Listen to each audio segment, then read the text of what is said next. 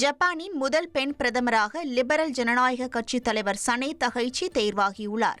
நாடாளுமன்றத்தின் பலம் வாய்ந்த கீழவையில் நடைபெற்ற வாக்கெடுப்பில் மொத்தமுள்ள 465 உறுப்பினர்களில் 237 பேர் சனே தகைச்சிக்கு ஆதரவாக வாக்களித்தனர்.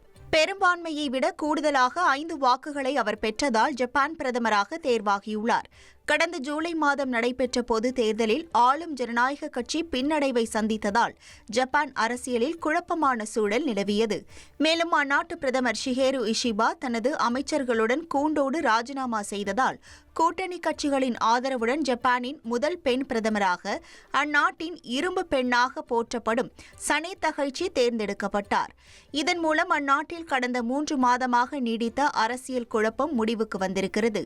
ஜப்பான் பிரதமராக தேர்வான தகைச்சிக்கு பிரதமர் மோடி எக்ஸ் பக்கத்தில் வாழ்த்து தெரிவித்தார்.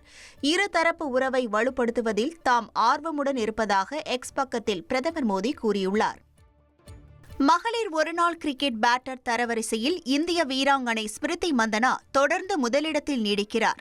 நடப்பு மகளிர் உலக கோப்பை தொடரில் இங்கிலாந்துக்கு எதிரான போட்டியில் ஸ்டைலாக விளையாடிய மந்தனா 94 பந்துகளில் 88 ரன்கள் எடுத்து கலக்கினாலும் இறுதிக்கட்டத்தில் பேட்டர்கள் சொதப்பியதால் இந்திய அணி தோல்வியடைந்தது.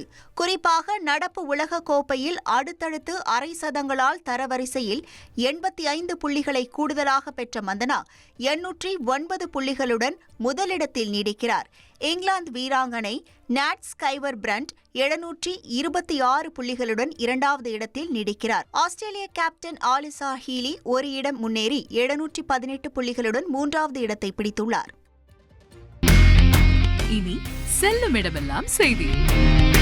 தந்தி டிவியின் வாட்ஸ்அப் சேனலை ஃபாலோ பண்ணினா செல்ல இருக்கும் இடமெல்லாம் செய்தி. இதோ QR கோட் இப்பவே ஸ்கேன் பண்ணுங்க, ஃபாலோ பண்ணுங்க.